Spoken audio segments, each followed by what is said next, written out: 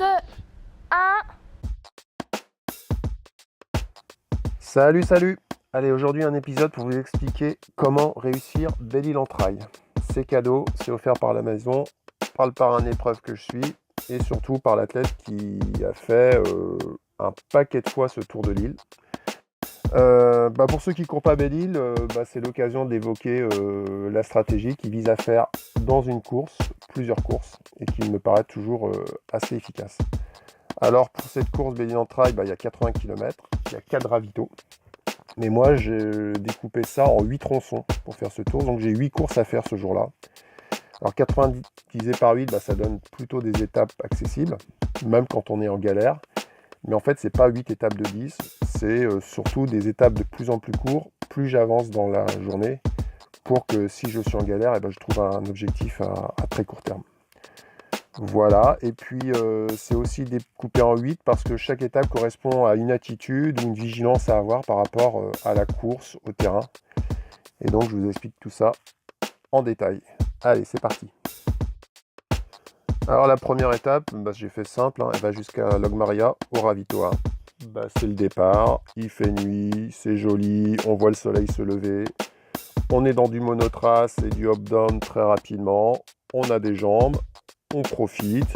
Alors les points de vigilance là, c'est d'être patient, d'éviter de doubler dans les fougères, ne pas forcer dans les montées, poser rapidement sa routine d'hydratation, d'alimentation, faire le point sur sa forme du jour, checker les bobos, et puis moi j'en profite et puis je me laisse plutôt vivre au sein de ce peloton, sans en faire des tonnes.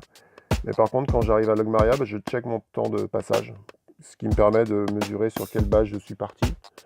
Alors je suis jamais en retard, ça c'est sûr. Donc plutôt être calme sur cette partie. Et tout de suite recaler à la sortie de Logmaria des bases saines pour finir la course. Alors ensuite pour aller au ravito 2 jusqu'à Bangor, je réalise 2 étapes. Alors dans la forme elles sont identiques, sur la côte sauvage, il y a des longs monotraces roulants sur les plateaux et c'est entrecoupé de vallons et de plages à franchir avec de vraies belles bosses à négocier. Alors sur ma deuxième course de la journée, qui va jusqu'au village de Herlin, en fait je me mets dans ma bulle, je suis très vigilant à contrôler mes allures et pas accompagner des groupes qui sont trop rapides ou qui sont restés sur la dynamique de la première étape. Et de Herlin à Bangor, pour moi c'est une phase de transition avec un seul mot d'ordre, c'est arriver frais à Bangor, sachant que l'approche pour arriver au bourg est assez usante.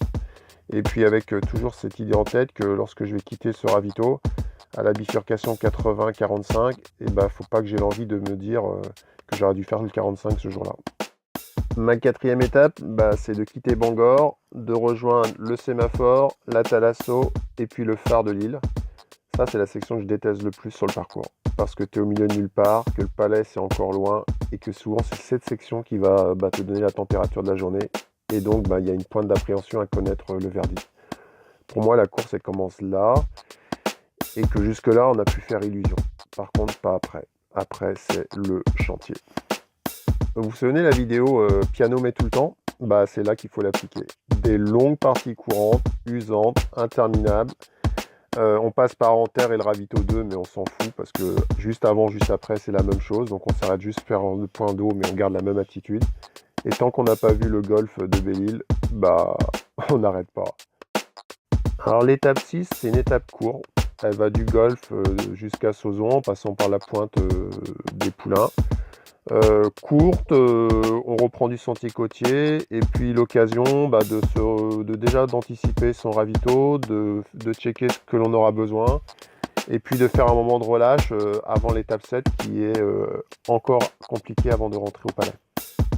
Le début de l'étape 7, c'est déjà de quitter le bourg de Sauzon. On est fatigué, on a mal partout, mais il ne faut pas se poser de questions. Il faut se lever et il faut se remettre en route, sinon ensuite c'est gagné. Mais il faut quand même quitter ce ravito. Et puis ensuite, le jeu, ça va être de rejoindre la pointe de Taillefer et le sémaphore que l'on voit pendant 1 heure. Mais on l'atteint jamais. On en a marre de descendre des plages et des montées en face. Mais on fait comme tout le monde, au mieux quoi. Et on cherche pas à avoir du style, mais déjà avancer. Et l'étape 8, c'est l'étape cadeau.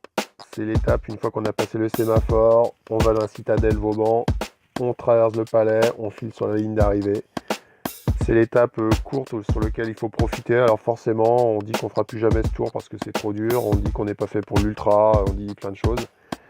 Mais appréciez, parce que si vous avez bien vécu les 7 et que vous êtes arrivé à cette étape, bah, c'est super, vous aurez passé une bonne journée et c'est ce que je vous souhaite.